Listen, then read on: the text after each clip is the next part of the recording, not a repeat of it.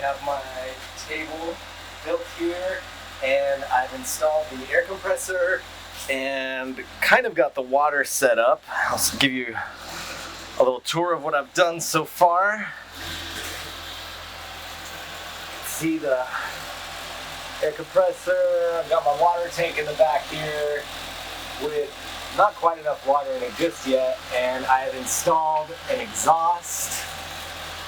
Goes to the 6-inch exhaust here, and I've just tried my first cut, and I gotta say I'm pretty pleased with the results.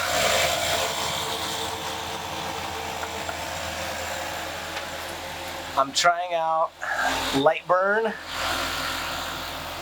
just to give it a shot, and but it looks like we are in business. I'm proud to have a working laser cutter.